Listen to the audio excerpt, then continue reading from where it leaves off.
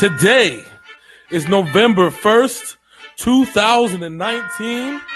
We are Sinful Blaq Entertainment, and this is the Ovatyme Sports Show. What is good? What is good? What is really, really good? Ladies and gentlemen, this is your boy James, a.k.a. Hollywood J. Blaq, live in the building once again. And it is Friday. We got a 49ers win on deck. You might got a job or something, but y'all ain't got shit to do. So just ride with us tonight. We got the podcast live and popping. But I ain't alone in this little venture. I got my main man, Big MFing Sitters in the building. How you doing, sir? How you doing? I am good. Right now, it seems like I am Facebook's number one villain as of right now. I never knew 45 seconds could get all my shit banned. I mean, people don't realize they can bust a nut in less than 30. So, I mean, 45 seconds to a ban is really not that much if you really put things in perspective. So, you know what I'm saying? Well, let's be real here. As I told you, I'm now talking to the legal team of WWE. But they seem to have a lot more issues going on, like getting their tower back from Saudi Arabia. Yeah, they got a bunch of stuff going on. They just need to lift this little ban. Let's let it off to the side a little bit. Just be like, you know what, guys? You didn't mean I don't know why this. I've been supporting your games since before they were 2K. So exactly. But maybe we got some NFL to talk tonight. Congratulations to the Washington Flappinals for winning the World Series. Yes. This all happened in one night. You had the Nats win the World Series. Well, they won it on Wednesday, right? They won the World Series on Wednesday. We had an excellent Thursday night game, which we got to get into before we get into the madness that's coming this weekend. Specifically, 49ers, Cardinals. It was looking real bad for the Arizona Cardinals as my 49ers were getting in that ass 21-7. It looked like the 49ers had the secret formula to shut down Kyler Murray, shut down the offense, even though Kenyon Drake had got some legs under him. But that's okay. It's okay. We thought that we had it. But then, you know what happened? You know why things went south? I turned on the game on national television. I was going to say, because by the time I actually started paying attention, I was about a half a bottle into a Jack Daniel's Green Apple and a bunch of other alcohol at the Halloween party I was at. So, and of course, like as I told you before, my boss is a 49ers fan. So me and him got into a couple arguments while watching the game because, of course, here we go. You know me, I gotta fuck with people. It's what I do. If Big Sin ain't fucking with people, you already know it's a bad day for everyone. If Big Sin ain't fucking with you, that means you know I don't like you. Well, the whole thing about it is this. So I must be bad luck because I was listening to it on the radio, and you know what I'm saying, listening on Spotify on the NFL channel. Then I tune into the game live because I'm like, you know what? I got to see this ass whooping being handed personally. As soon as I turn on the game, here comes fucking Kyler Murray down the field. Here comes fucking Kenyon Drake down the field. They go through their thing. They score a touchdown. I'm like, shit. Okay, all right, fuck it. I got to turn off the TV. All right. So I look at the score again. It's 28-14. Niners are still separating themselves. I'm like, you know what? Maybe it just might be safe if I turn back on this game and watch it live again. Guess what happened? Kyler Murray drove down the fucking field again. Then they fucking kicked the fucking field goal. I'm like, oh, okay, I'm turning this shit off. And I know you're in the back of your mind, you're like, this motherfucking sitting cursed me. Yeah, I'm there. As soon as I'm watching this game, I'm like, fuck, I can't watch this fucking game no more. If I fucking watch it, the fucking Niners are going to fucking lose. I'm like, oh, no. Nope, not happening. Turn the shit off.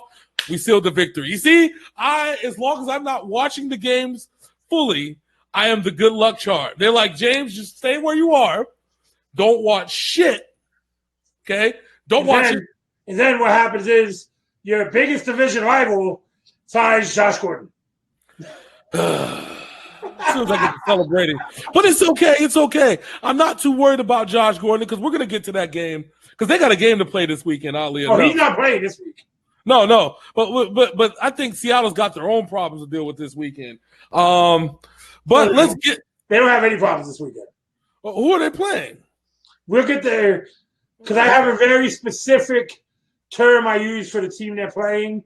So when we get there, I guarantee you, as soon as the word comes out of my mouth, you're going to know who it is. All right, fair enough. All right, so shout out to Jimmy Garoppolo, 4 touchdowns, no interceptions. Shot at the ESPN announcer. Yes, and you know what the crazy part about is Wednesday, right? Wednesday and Thursday, all I hear is, oh, Jimmy Garoppolo, he's just an average quarterback. He's the man that's holding back the San Francisco 49ers from achieving their full potential. He's the man. You want to know what's funny about that? What? My boss even said that Jimmy Garoppolo was probably the weakest link on the team. No. Jimmy Garoppolo is doing exactly what Kyle Shanahan wants him to do, which is the same thing that Jim Harbaugh asked Alex Smith to do in his first year. People don't realize 2 things, right? Jimmy Garoppolo has now only lost 1 game since he's been back. Like since he's been playing for the 49ers. 1 game. And now the game he got injured in, right? Yeah, well, no. He got injured in the Kansas City game. Yeah, the Kansas City game, but he won. They went 1-1. Oh. So before he got injured. So people don't even realize that, like, Jimmy G didn't even barely just hit 16 starts. You know what I'm saying? Like that. I realize it. Yeah, 16 starts throughout his career. Like, they're not even looking at the big picture here. But he's done better in 16 starts than Baker Mayfield. He's done better in 16 starts than Russell Wilson did. He's done better in 16 starts than even your boy Tom Brady has done in 16 starts. Actually, in 16 starts, Tom Brady won a Super Bowl. So fuck you. Calm down. We're getting there. But no, I'm just playing. Oh, no. You said he's done better than Tom Brady in 16 starts. No, he has not. In 16 starts, Tom Brady already had a championship under his arm because 2001, second year, Drew Bledsoe went out. Week 3, Tom Brady took that team of destiny, to the Super Bowl and beat the greatest show on turf. So you know what, sir? You can take your better than Tom Brady and shove it right up your ass. But he's went 12-4. Jimmy G's went 14-2. But still, I just you wanted to set me off right there, didn't you? Yes, just a little, because I care, right? I care. I care. I love you like a play cousin, sir. So anyway, it's all good. Let's get to these Sunday games. All right. Well, real quick, before we get to the Sunday game, Quan Alexander out for the year. That's gonna be a bad thing. And the big question is now: were you really impressed by the Arizona Cardinals being able to hang for so long as they did? I've actually been impressed with the Arizona Cardinals since about week 5. And now that they have a running back like Kenyon Drake, they're going to be dangerous as the season goes on. Yeah, Kenyon Drake was a monster. I think he was so happy to get out of Miami. Bro, he was probably as happy as a fucking June bug on whatever June bug on. So, all right. So let's happier than June bug in June? Is that what you're trying to say? That's right. Happier than a June bug in June. All right. So let's get to what we are here for. It is the Week 9 NFL rundown, sir. We got a whole slate of games on deck, don't we? Yes, we do. So we are going to get started off with an AFC South battle. The Houston Texans looking for a bounce back, taking on the Jacksonville Jaguars. The Texans need to put together a couple of games in a row so they can keep up with Jacoby Brissett in those Indianapolis Colts. Oh man, let me tell you, and they got Jacksonville creeping right up on them with a 4-3 record. This is make or break time because the Texans, I think they've beaten the Jacksonville once, right? Yep. So they need this just to solidify it, just to eliminate any kind of tiebreakers going on. Meanwhile, they're all, like you said, like you alluded to, they're also chasing the Indianapolis Colts, who are impressive in their own right, and we'll get to them when that time comes. But the fact of the matter is that the Texans are looking good. I mean, what's his name? Deshaun Watson is playing at an MVP level, a level like he's just made sugar out of shit. Well, I already told you, he is probably the one guy who should be looked at for the MVP who nobody's looking at. Well, the news people are. But you know what? You know who leads that news cycle? You got guys guys like Mahomes, who I don't think deserves the MVP right now because he can't close out the big games. He hasn't won any big games. You know that? He got the MVP last year, and this year he blew out his kneecap. And that's bringing him back this week against a defense that's going to get after him. There's going to be a problem. Yeah, and I mean, oddly enough, right now, Russell Wilson is the MVP of the league. Right now. Yeah. I think to me right now that's what it is, especially if he can lead them to at least a playoff, to see out to a playoff berth. Now that's going to be something different because while the AFC is mad, the NFC is stacked. I think right now in the NFC, there's legitimately 12 teams out of the 16 that you can legitimately say have a case of making the playoffs. And that includes Arizona, because Arizona easily, if they can find a way to string some wins against some weak opponents that they have coming up, they might be able to sneak into the playoffs. Yeah. You never know how the shit rolls. But speaking of the Texans, and as you said, I mean, I've been impressed with the fact that they've come together, right? Like they brought it late in the season. They strung in a few wins. They had a loss, but they've strung in they've developed who they are, and they are who they are. They are Deshaun Watson. They are Carlos Hyde. They are DeAndre Hopkins. They were Kenny Stills, but not so much. And also that other dude, that other receiver that they got, the rookie. Well, the biggest issue coming with Houston right now is the fact that the heart and soul of their defense is out for the season. Yeah, that's going to be rough. Being hurt, Tyrann Mathieu is going to have to step up and be the leader that he once was in fucking Arizona. Yeah, no doubt, no doubt. See, last year was different, and the year before was different because when J.J. Watt went out with an injury, they had Jadeveon Clowney, and they don't have Jadeveon Clowney. And they also remember, don't forget, they also have Vince Wilfork still. Yeah, they have Wilfork, and they don't have that. They don't have that anymore. It's pretty sad, actually. They're still good defensively. Oh, 100. J.J. Watt is the heart. Yeah, no doubt. I mean, I really attune it to like this, right? They're a whole team. I think do you know how somebody says the sum of the whole is greater than their parts? Yeah. This is actually the other way around. The parts are actually greater than the whole because Deshaun Watson makes up for a lot of mistakes that happen. Like we said last week, he probably made the best play in NFL history. Yeah. As far as agility, as far as awareness, as far as toughness, and as far as pull shit out of your ass. Yeah, because any other quarterback would have took a hardened flop with that kick to the face. He did not go to the ground until after he fixed his helmet, threw a touchdown, then dropped down like, oh shit, my eye is leaking. Well, yeah, right. Which I got to hand it to the Raiders. That was a precision kick right through the mask. It's the Raiders. They probably had Richie Incognito in there throwing kicks. I don't know. You know what the worst part about it is? That was probably the best kick all season since, kickers have missed 120 kicks all year. That was probably the most accurate kick in the NFL all year. And that is why the Patriots cut their kicker and signed Nick Folk.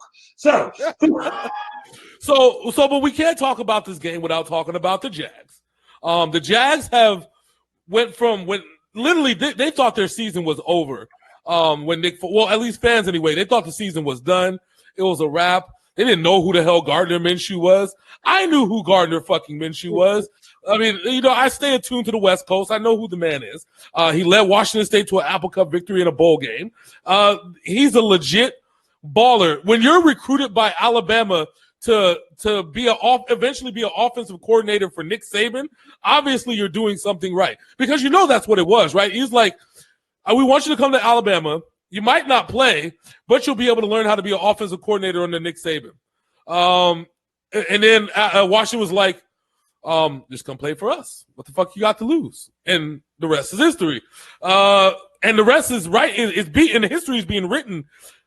Gardner Minshew is been a godsend to this Jacksonville franchise, bruh. Well, Gardner Minshew brought something to this team that not a lot of people have been able to do in their quarterbacks, and that is make Leonard Fournette happy. Oh, yeah.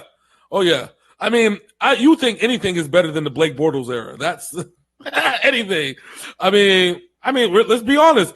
Blake Bortles got into a fucking AFC Championship game. You really can't.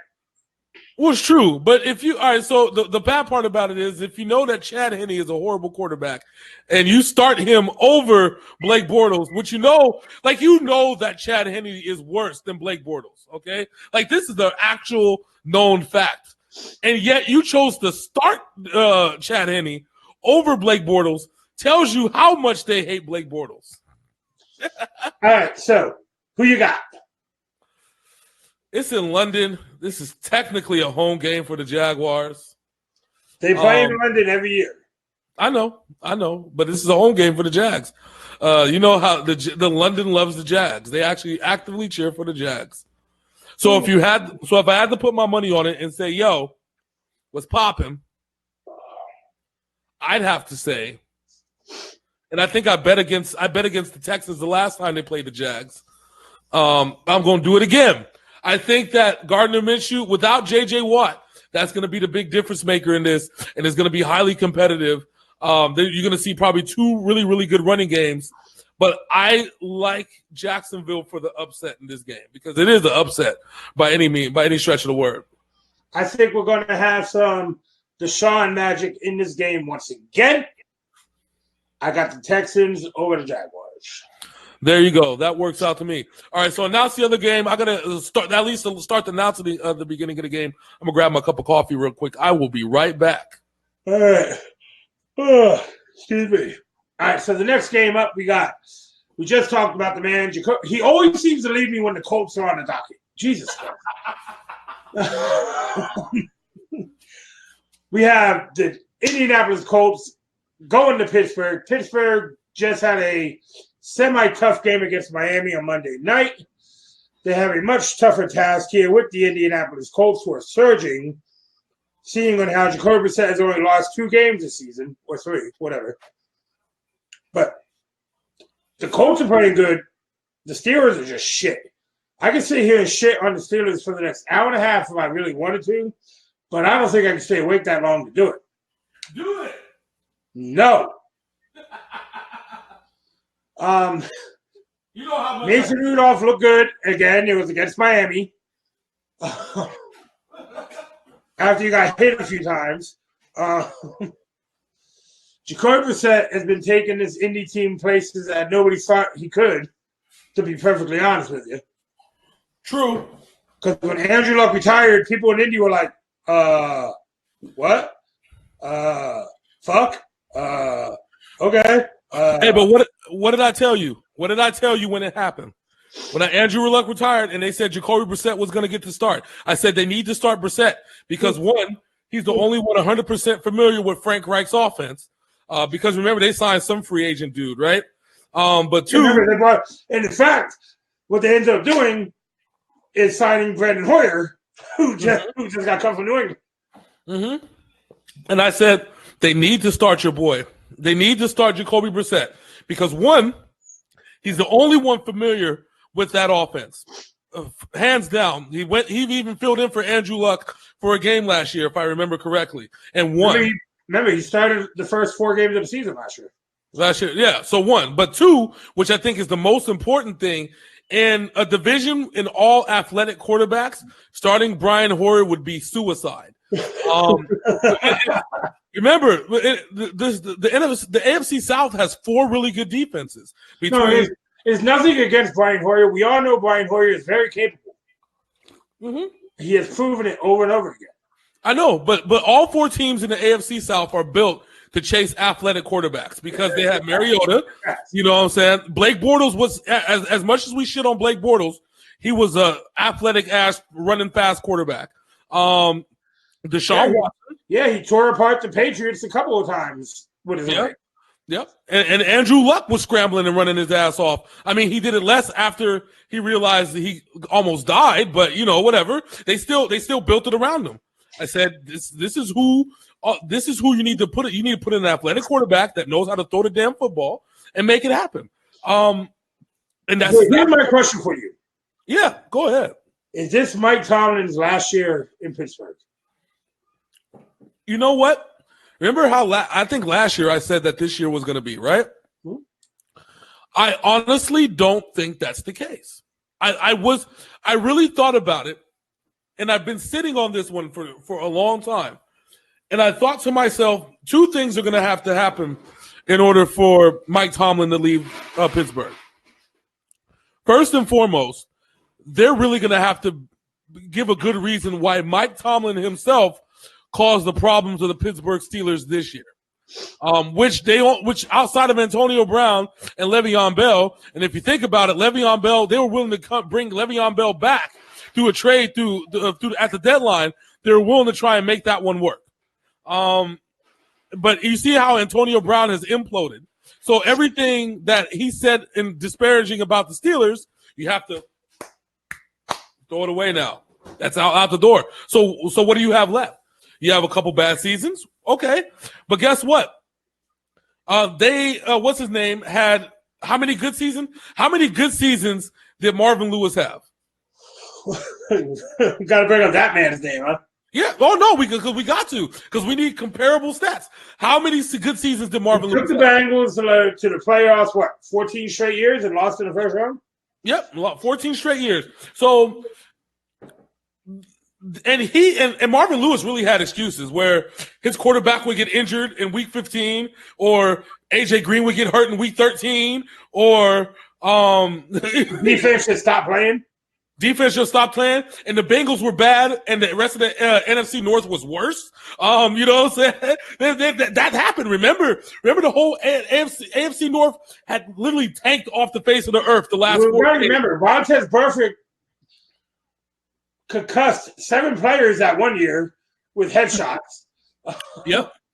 I mean, you got to look at it like that, right? I mean, so that's the first thing. So the whole performance thing with Mike Tomlin, you have to really take in consideration exactly what Mike Tomlin had. So then the second thing you have to bring into the picture is I think is the biggest thing. What coach are you going to bring in that's going to take over this Pittsburgh Steelers franchise? Because right now, all the assistants, you see what happens when you promote an assistant coach, right? Everybody there's been, I think all 4 assistant coaches outside of Matt LaFleur are doing shitty this year. Brian Flores in Miami. What's his name? God damn it. Fangio.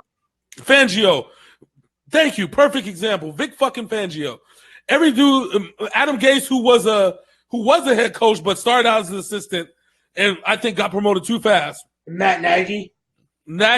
He went from having one of the best seasons of the Bears in recent history to one of the worst right now in recent history.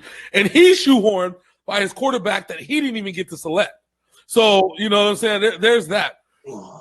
At some point, you got to say, well, who the fuck else is out there? Unless you can convince Lincoln Riley to leave Oklahoma or Urban Meyer to come to Pittsburgh.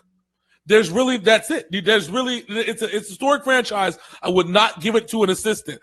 Mike Tomlin was blessed that Bill Cowher gave him the go-ahead, and he literally was the heir apparent in Pittsburgh. You don't have anybody like that right now. No, Pittsburgh has only had like 4 coaches in their entire history. Yep. Exactly. And that says something. All right, so who do you got? Colts or Steelers?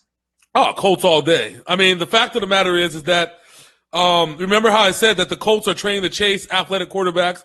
Mason Rudolph is the exact opposite of. So this is going to be a long day, and I wouldn't be surprised if the dude didn't get his head knocked off this weekend again. All right, so if anybody's ever followed us for a long time, certain parts of our conversation always lead into a segue to the next game, correct? Yes, sir. But you got to give me your pick before you lead it into. Oh, the Colts.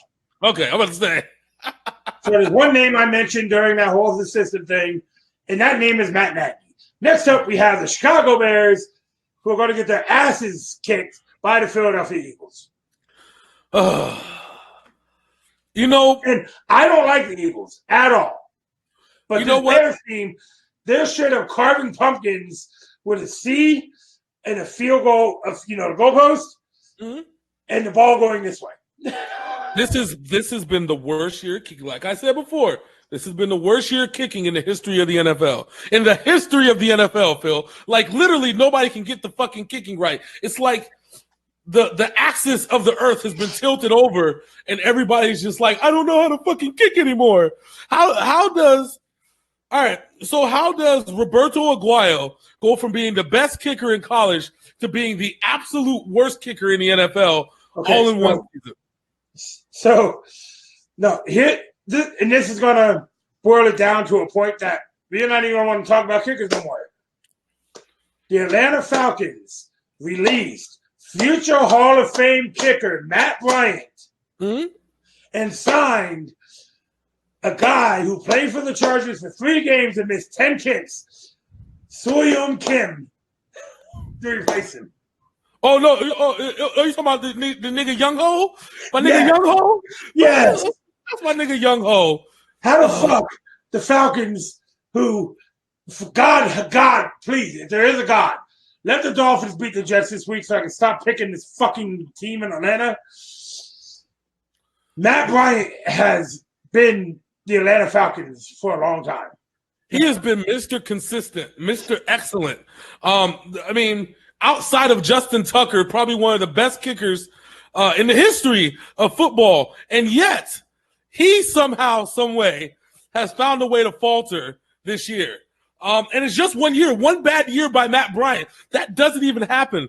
Remember when Matt Bryant went perfect for perfect when he was for 3 years as a Cleveland Brown? I want to say that, or damn near close to perfect.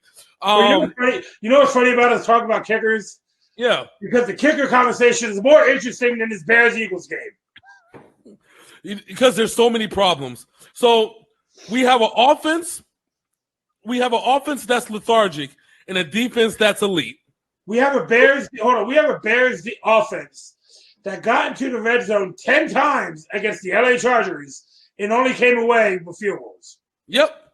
And then they're going against a team that defensively is lethargic and offensively is mostly on point, except the fact that they're the slowest team in the NFL. You know, it's a literal statistic. If you look, I see it. I know.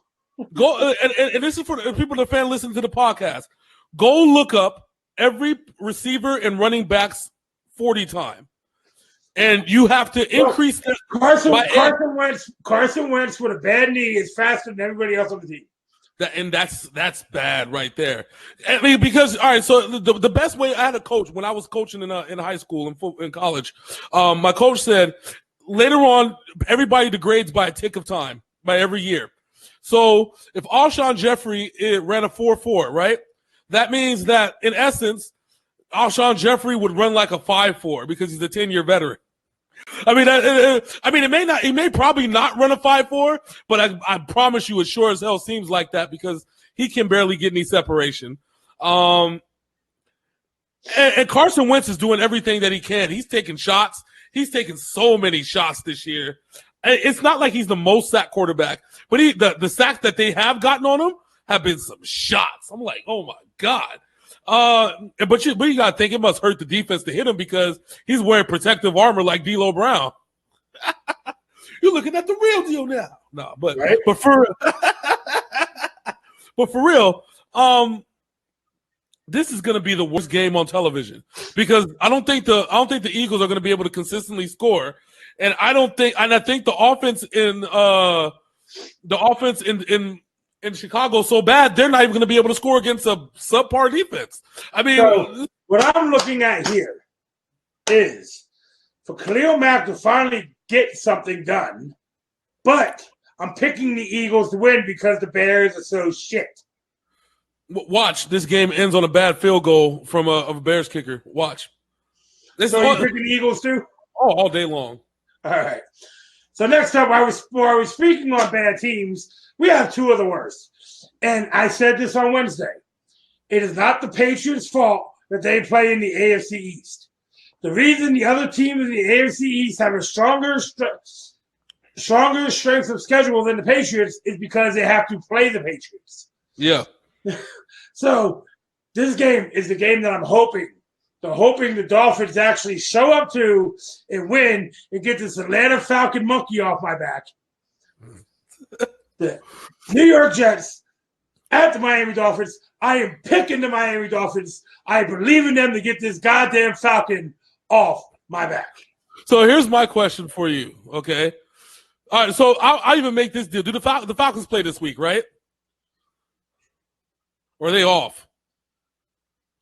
Luckily, like last week, where you didn't have to pick against the Cowboys, I don't have to pick the Falcons this week. Okay, good. Because I was gonna make you the deal. I even let you switch your pick mid game, like after, like, so let's say the Miami pulls it off and the Falcons play in the afternoon. I was just gonna let you be able to switch your pick in the middle of the fucking afternoon. That's how bad I know that you wanted it. But for real, so you asked me a question about Mike Tomlin. So I have a question for you. What's that? If the Miami Dolphins pull this off, which one, if I'm Adam Gase, I'm scared as shit because they played nothing but backups against the Pittsburgh Steelers. And if it wasn't for that damn blown defense by Brian Flores, they would have won that game. If the Jets lose to Miami, are we about 50-50, 75-25 for Adam Gase being fired this year after 1 year in? Adam Gase nor Brian Flores are going to get fired this year. No, I don't think Brian Flores is going to get fired. No, I don't think Adam Gase is either. The reason I say Brian Flores is because about 3 weeks ago, I did say that, unfortunately for him, he was put in a bad situation and will probably get fired at the end of the year. But what I saw on Monday night was a coach who's actually trying to coach. So let's not get it twisted now. Brian Flores, after what, week 3, finally got a hold of the defense, and they've been playing mostly okay. They kept up with the Redskins for the most part. That was a smash mouth defensive game. They've had some games. And that backup running back that was behind Kenyon Drake is something else. He is good too. Which is why they felt comfortable in trading Kenyon Drake. Yeah. I mean, but my whole thing is with Adam Gase, as much as we talk about this offensive guru, as much as we talk about the Jets and the Giants and New York and shit like that, I mean, we know the kings of the Northeast are New England, right? And now that's followed by Buffalo. And that's it. I mean, there's nothing exciting about living in New York City. You got the Yankees that got eliminated in the first round. The Brooklyn's cool, but they're going, as far as basketball. They have gone. Yeah, the New York Knicks aren't doing. Your biggest star is Julius Randle. I mean, yeah, exactly. Bad. I mean, the New York. Your biggest star was the 12th best player on a bad Lakers team. Good job. You got to start somewhere, but that's the whole point, right? That's the point I'm trying to get. New York is supposed to be this media market, right? This was supposed to be this whole change. The New York Jets have ruined Le'Veon Bell. They've even talked about trading Robbie Anderson, which was literally the only reason why the Jets were even scoring points. They almost traded him to the Patriots. I know. They got the trade went through right after the fucking deadline ended. Just imagine they would have loved Robbie Anderson. They would have signed him to a long-term contract without hesitation. And so this Jets franchise, from ownership perspective, a GM perspective, down to a coach perspective, has been one of the worst franchises in modern sports history. And that's saying something because the Knicks still exist and James Dolan is still alive. But, I mean... Sometimes I wonder if James Dolan actually backdoor owns the Jets.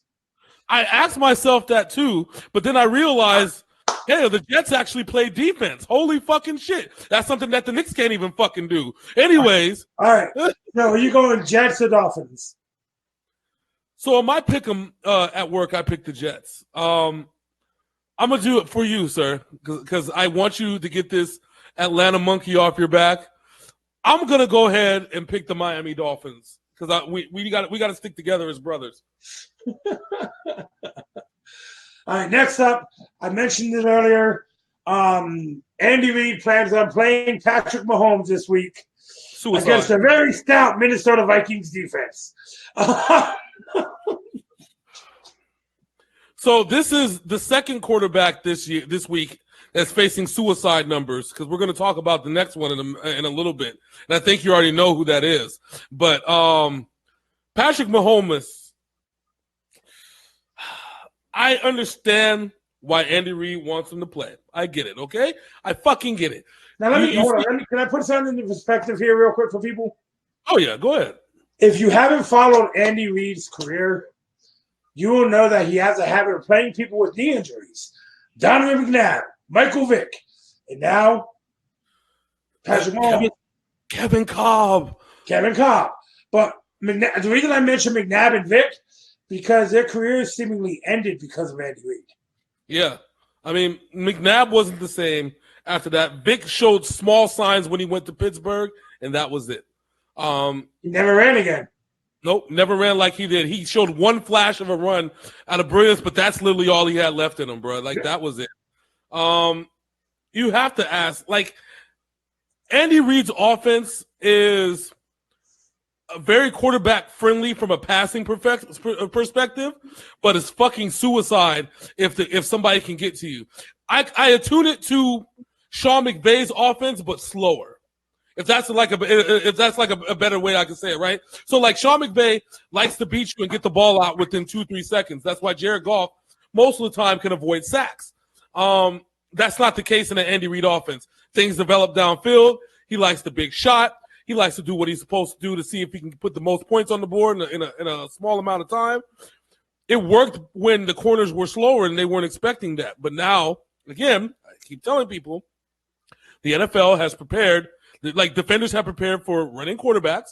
They prepared themselves to cover 5 and blitz 6, and they're fine with that.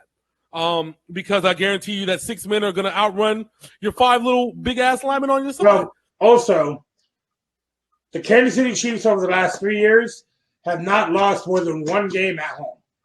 This year, they have lost 3. Their last 3 at home.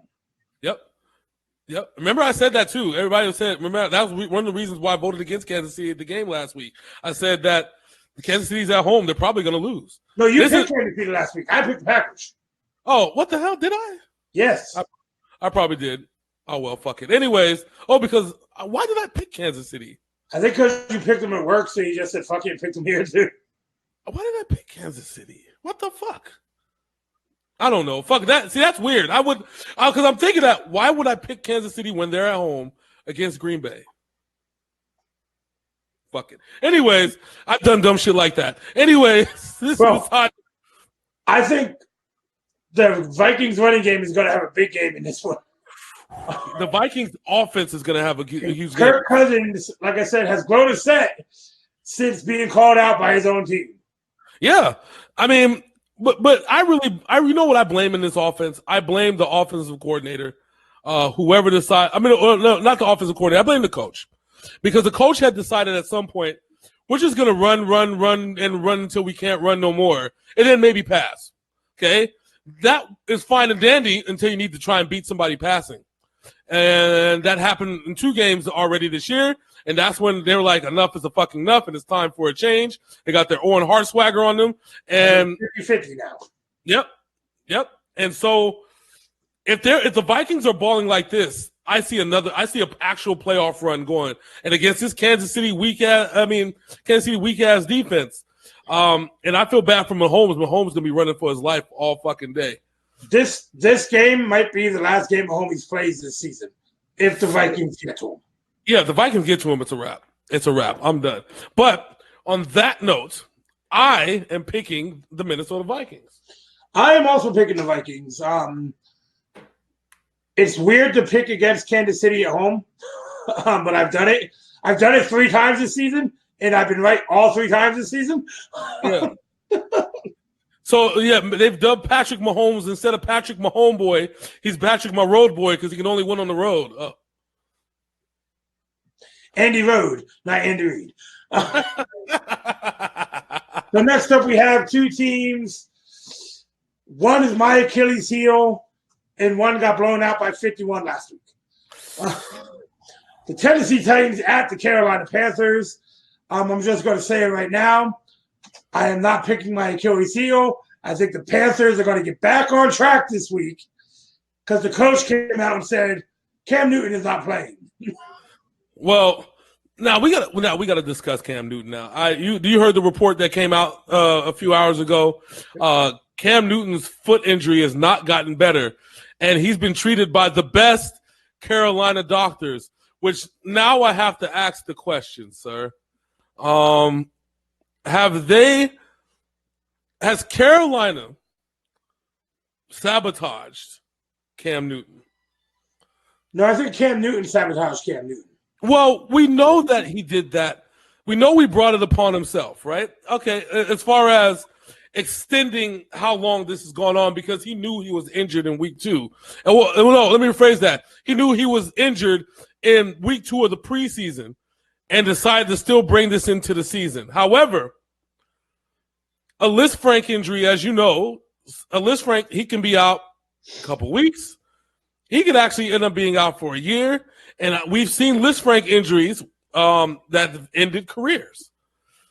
Now, I don't really trust teams anymore after the whole Trent Williams situation. Yes, I know that the Washington Redskins situation is an isolated one with Trent Williams. However, to me, and solely to me, is that I felt that they knew how bad that this injury is.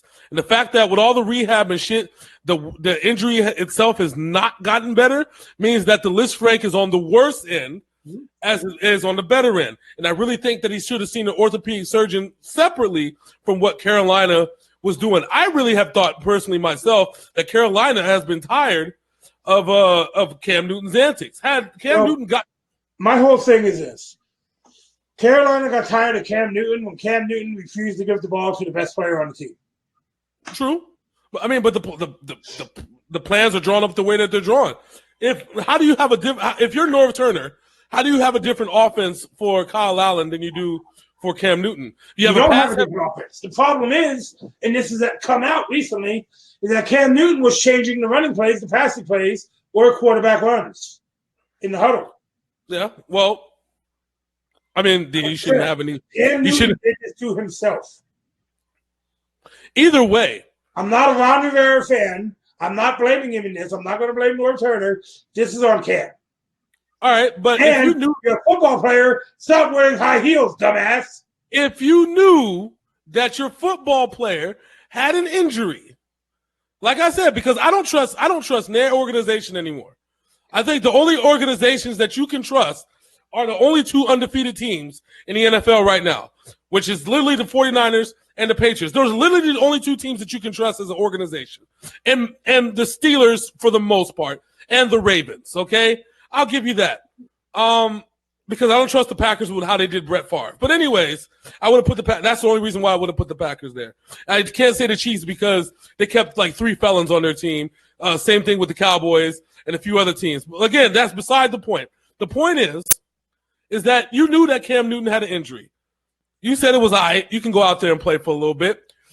Knowing that this man is prideful, knowing that you need to do the best thing for your team, because I promise you, Kyle Allen won two games last year at the end of the season.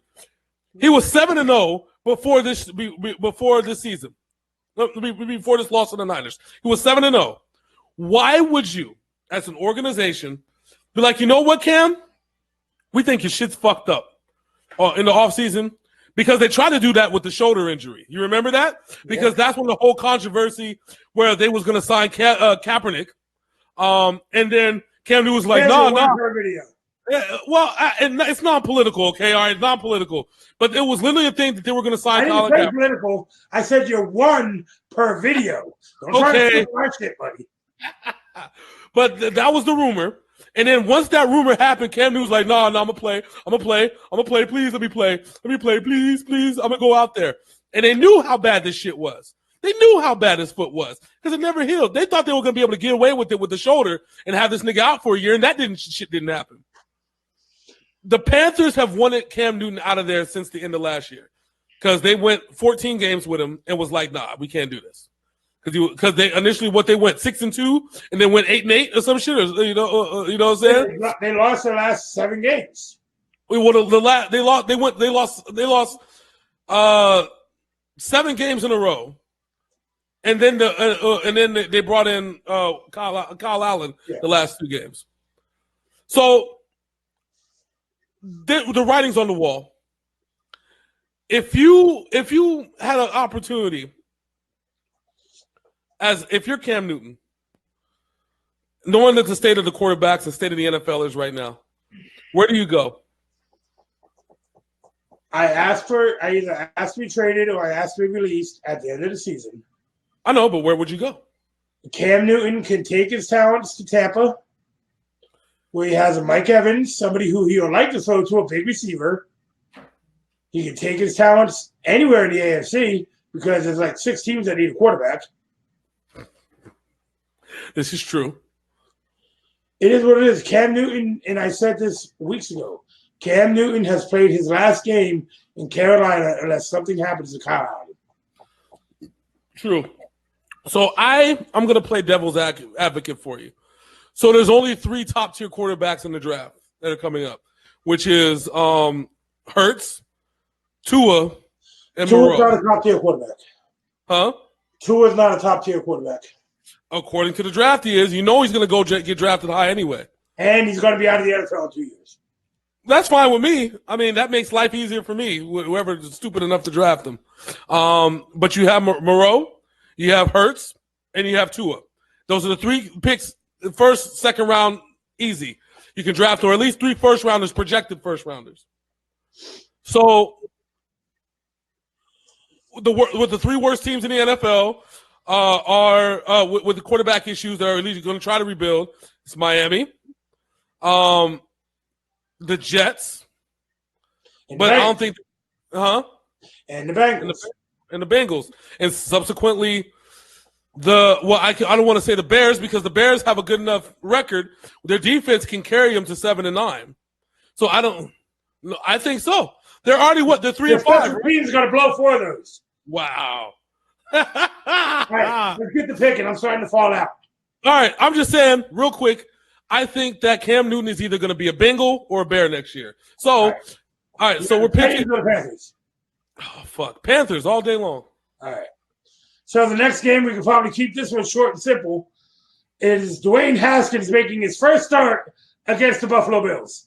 So remember I talked about quarterbacks taking suicide? This is the game because it has been announced that Dwayne M. Effin Haskins will be starting this weekend against the Buffalo Bills. Against the 4th best defense in the NFL. Yes. And the second best pass defense in the NFL.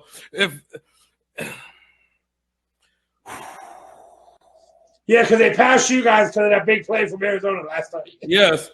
So I'm going to say a prayer. No, fuck that. We're going to sing a song. How do I say goodbye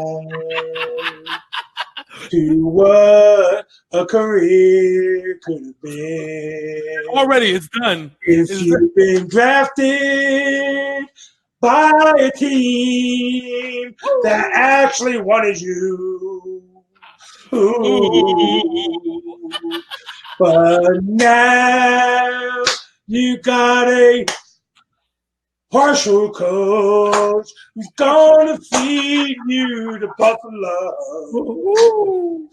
At least Shanahan kept you away from the Patriots. Oh my God! You know I'm gold, baby. You know I'm gold. We're gonna have to do a memorial for Haskins because it's gonna be over. You're gonna clip that song and just play it. Rest in peace, Dwayne Haskins. Yeah, after the game, Dwayne Haskins is out in 3 plays into the first quarter with an ACL, MCL, PCL, torn shoulder, collarbone. He's gonna be like a fucking car wreck. Oh my God! You're just gonna clip that audio clip I just gave you. I'm just playing over and over again. Oh my fucking God! That's 2 videos in a row. I've given you gold, buddy. Oh my fucking God! Obviously we're both taking the Bills here. Yeah, and probably a low-scoring affair because let's be honest, I don't fucking trust Josh Allen either. But at least he'll live. Can run away from the Redskins defense. Exactly, and at least we'll fucking live. Jesus Christ! All right, so next up we have James's Achilles heel against the Seattle Seahawks. We have the Tampa Bay Buccaneers at Seattle. Jameis Winston is trying to set the world record for turnovers in a season. Well, he has plenty of fucking competition with Baker Mayfield. That is true, because Baker Mayfield go, here you go. So I can't wait till we get to the Browns game because I have an interesting statistic for you. But go ahead. Oh my fucking god! I'm taking Seattle. The MVP is playing. That Seattle is going to beat the shit out of Tampa. This is a weird ass game, though. Like, I swear to God, this is a weird ass game because the line has been getting closer and closer. The Vegas line's been closer and closer to Seattle keeping this game close. But I have faith in the Seahawks. I don't know why the line's getting closer. I probably should ask my boy Darren, but I'm not going to. I think Seattle's going to win this game without a doubt. Next up, we have a team in Detroit who plays hard every play against a team in the Raiders who kicked Deshaun Watson in the face and still lost. So the Raiders had every opportunity in the world to get ahead of the Kansas City Chiefs, and they fucked themselves 2 games in a row. Now, could you imagine if the Oakland Raiders had successfully kicked Deshaun Watson and prevented the win? Would the dirty Raiders be back? Would the dirtiest players in the game would be back?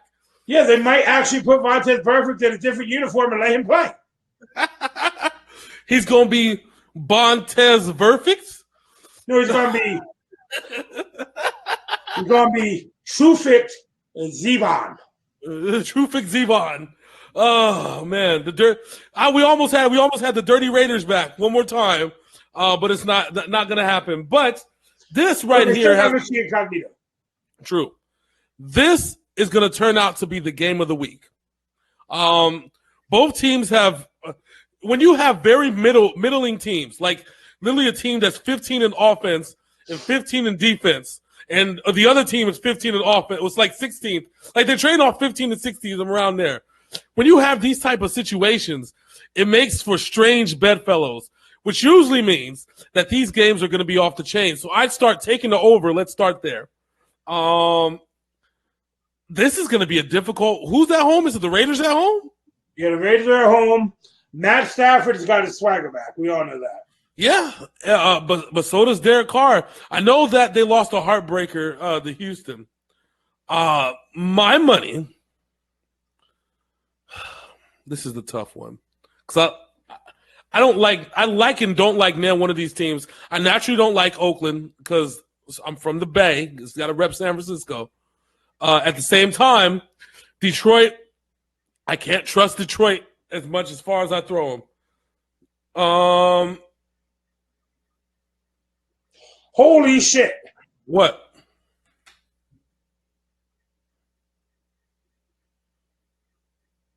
Tonight's SmackDown? Yeah. Daniel Bryan wrestled Adam Cole.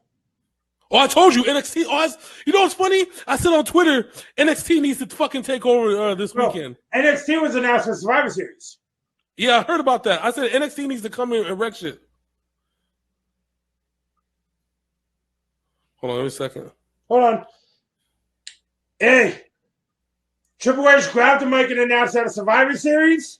Yeah. It will be Raw versus SmackDown versus NXT. Oh, yeah. Yeah, I heard the little rumors about that. Oh, SmackDown got interested with all them motherfuckers being left in Saudi Arabia.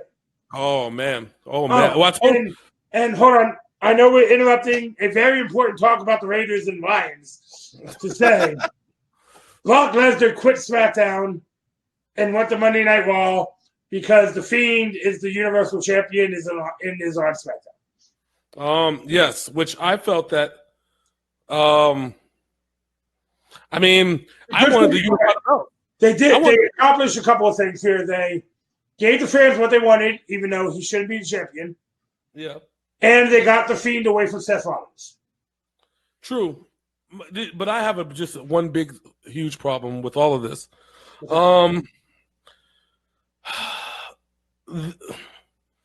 My big problem is it the fact that they let Cain Velasquez fight a match when he has to have knee surgery? Yes, and then Brock Lesnar killed him, but that's beside the point. The reason he killed him is because he has to have knee surgery. I know, which is fine, but it's just a waste. But you know what's messed up? They did this.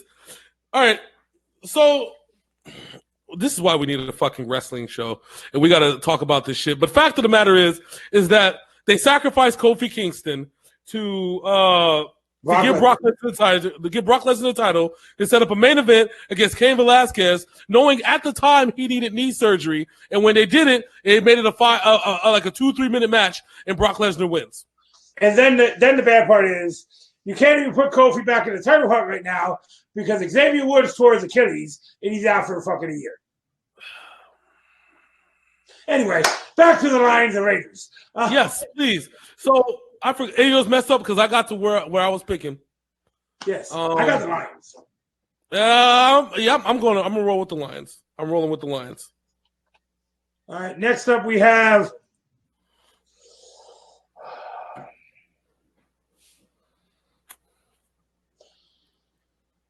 the home team in this game.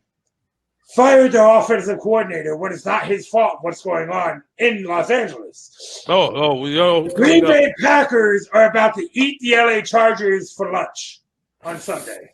This is going to be all bad. Aaron Rodgers is honestly playing the best football of his career right now. He is, without a doubt. This is going to be bad, like nuclear levels of bad. Like the Fiend went through Finn Balor bad. Like Brock Lesnar. He knocked that nigga back to Prince to me. How you gonna knock a nigga back to development? Brock Lesnar. How you gonna knock a nigga back to New Japan? Oh yeah, because he's Prince Devitt now. He's doing Prince Devitt things right now. Exactly. That look right there also tells me that he's picking the Packers because he knows the Chargers are going to get fucking molested in this game.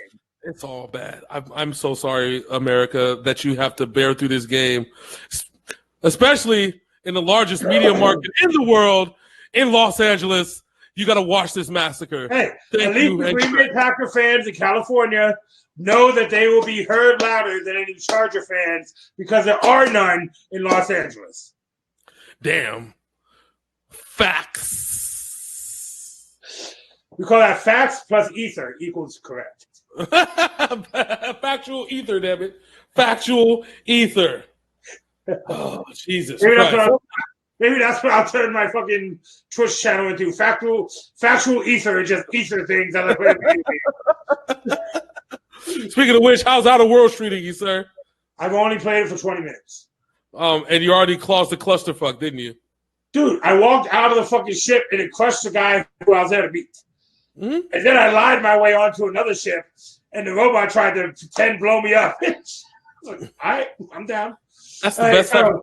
Speaking of pretend blowing us, but these are two franchises who are blowing up right now, and not in a good way. We got the Cleveland Browns at the Denver Broncos. What could possibly either be the best game for the Browns this year or another kerfuffle because Joe Flacco is now out for the season. All right, so this game is literally the perfect storm for the Broncos to lose and for the Cleveland Browns to win. Unfortunately, anytime that there's a perfect storm, Freddie Kitchen seems to fuck it up. Now, here's something I thought for you. So, what's his name? Blake. I said Blake. God damn it. I want to call him Blake Bortles because that's how bad he's performing. Baker Mayfield. You always call him Booker? God damn. We're coming for you, nigga. Booker Mayfield. Baker Mayfield. No, just call him Home Depot Mayfield, okay? Baker Mayfield's touchdown to interception ratio is 5-13. Do you know who has the same touchdown to interception ratio for his career? You guessed it. His quarterback coach, Ryan fucking Lindley. If you start putting on a little on Ryan Lindley here pretty soon too. Oh, you've been roasting this piece of shit for like weeks now. And I've added him on Twitter too. I told him I'm not bullshitting. You've ruined Baker Mayfield. He did. He fucking ruined Baker Mayfield. Here's my question. Is that really Ryan Lindley's fault or the person who hired him? I mean, he was the running back coach. For real. If you hire a shitty employee, that's your fault. Yeah, but at the same time, you don't know he's shit, but you still hired the motherfucker. All right, so Ryan Lindley last year was the running back coach, right? You know why he was good at that? Because he was constantly running for his life while he was in Arizona. You'd be good at being able to do running backs, right? That's why Nick Chubb and Carlos Hyde at the time before he was traded were successful. I mean, think about it. I mean, now you have he's traded a quarterback, which is something that he wasn't good at. He was not good at quarterbacking. Let's call a spade a spade. He was horrible at quarterbacking. This is like Jamarcus Russell put up better stats than Ryan Lindley. Want to see my impression of Ryan Lindley's career? Yes. But that's how bad this is. Like, why is nobody talking about this? Everybody wants to duck this situation. No. You want to know why nobody's talking about it? Why? Because Freddie Kitchens' mistakes coaching. That's why nobody's talking about it. Yes, but if I get it. But Freddie Kitchens at the start of the season was a quarterback coach. Okay? Then he became the offensive coordinator. So Freddie Kitchens, as a quarterback coach, had his hands really literally fondling Baker Mayfield and stimulating him to make him the best that he was at the time. I get that. But I couple the responsibilities of actually being a head coach and add that onto the fact that he hires subpar assistants to do the shit that he was doing before. Now you have a huge problem because now you can't even trust the people that are trying to develop this man while you're trying to develop your team. And you're being criticized and questioned because guess what, buddy? You suck as a fucking coach too. Wakey, hands off Snakey, Big Sin. Sorry. Anyways. No, I mean, I was just thinking about I was just thinking about Mr. Lindley's career. Sorry. Yeah, it's a big snooze fest. So at the end of the day, it's this. The Broncos are a 10 times worse team because as bad as the Browns are, John Elway is still the GM of the Denver Broncos. So therefore, until John Elway steps down, I'm going to pick I'm not Denver Broncos. I'm picking the freaking Cleveland Browns. That's right. They're going to make up for what happened with Bernie Kosar back in the day. They're going to I'm picking the Browns too because overall they're a better team. The Broncos are shit. Oh man, I told you. And they're starting a rookie quarterback. This is going to be fun. Yep. So next up, we have what I consider going to be the game of the week. We have Bill Belichick for the first time meeting Mr. Jackson. We have the New England Patriots at the Baltimore Ravens. So two things that I think in my head real quick when I thought about this game. Here's Bill Belichick's game plan that he had for the majority of the season. Oh, he already said this defense is going to look completely different this week. Yeah. There's the whole defense. Let's throw it to the back. The second thing is that people are forgetting that Baltimore's defense is not good. I'm not. Well, apparently everybody's talking about, Lamar Jackson. Lamar. No, he's having an amazing season. Okay, I get that. Fine.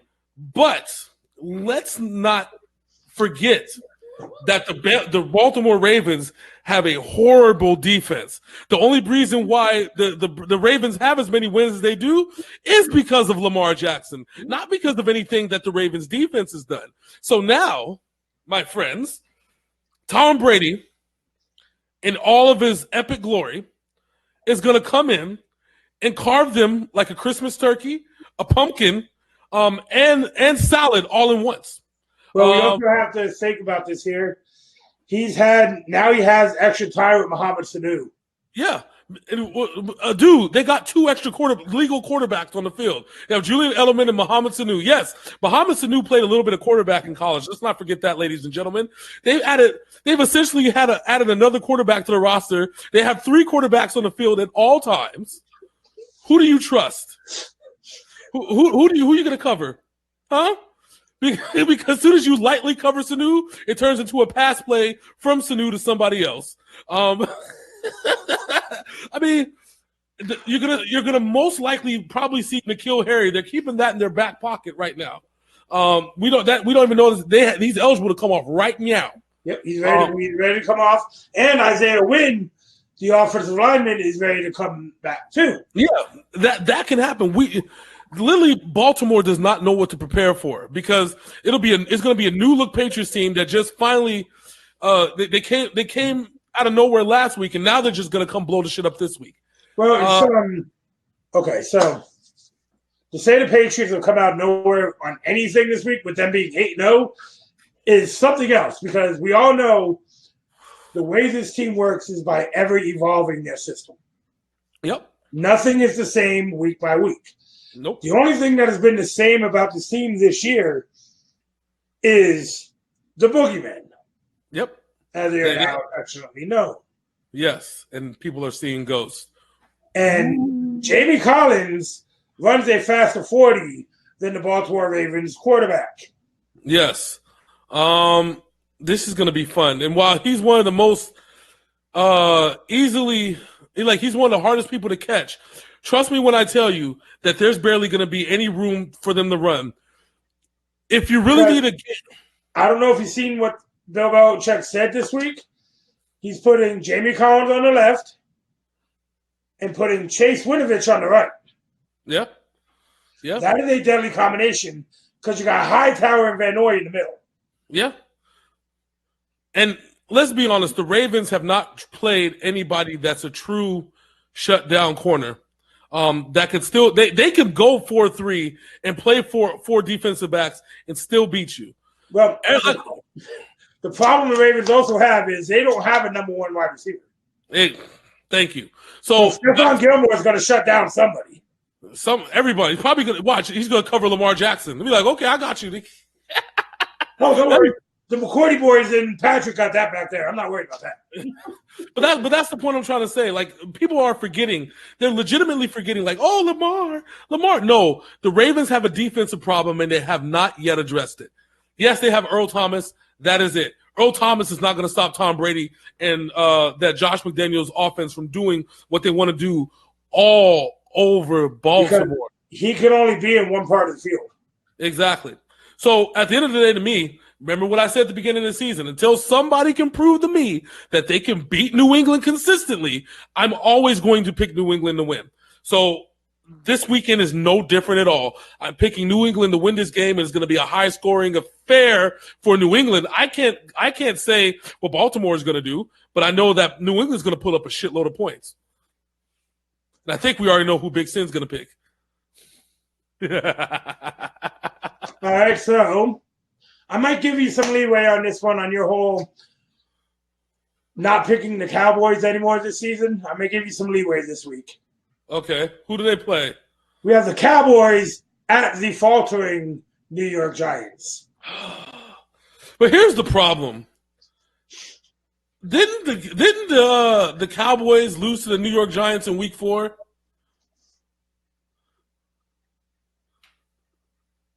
No, because the Cowboys beat the Giants in Week 1.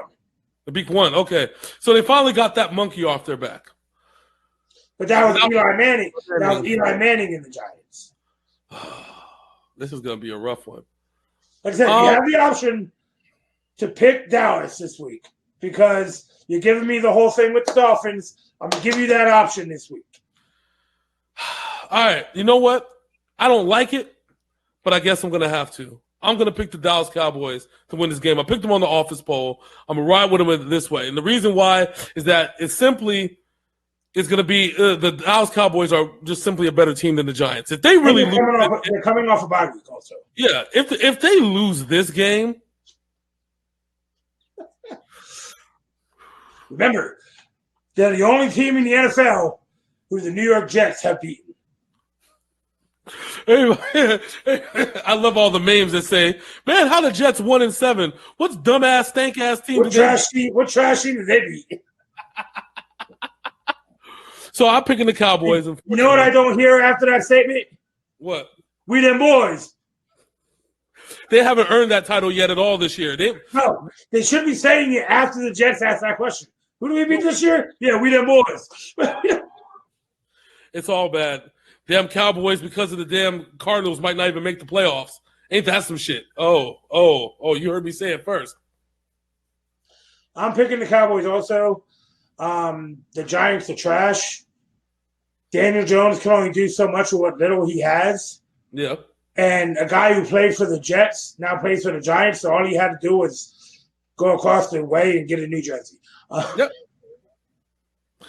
I got the Cowboys, and yeah, that's how the cookie crumbles, my friend. There you go. Now we got what else is on deck? Is that it? That's it. That's the Monday night game. That's the show. All right, then. Well, then that's the show. 1 hour and 10 minutes. There we go. So we had a 5-minute breakdown of WWE right in the middle of the show. Dead in the middle, baby. Dead in the fucking middle. I know people I heard radio like, what the fuck? Like, what? Why? Why are you doing this? Because we can. That's why. Because it's our show and this is what we do. All right. Well, until Wednesday, until all the way Wednesday, I want to thank everybody for watching the Ovatyme Sports Show. We really appreciate y'all. You know how much we love y'all. I will be back on Facebook soon. My band should be coming up really soon, so I will be back. Yes, you're going to see plenty of shares from a lot of the content we've been dropping. We've been dropping a lot of stuff sports related on Sinful Blaq TV. So if you're watching this live, make sure you follow Sinful Blaq TV. That's S. And if you're wondering where the content is on Sinful Blaq Gaming, ask the WWE. Yes, but we're getting that fixed. We promise you, we're getting that fixed. But until then, until Wednesday night, this is your boy James, aka Hollywood J Blaq. That is my man, my main man, Big Sin. Pow! This is the Ovatyme Sports Show, and we out this bitch. Deuces. Deuces. Fuck off!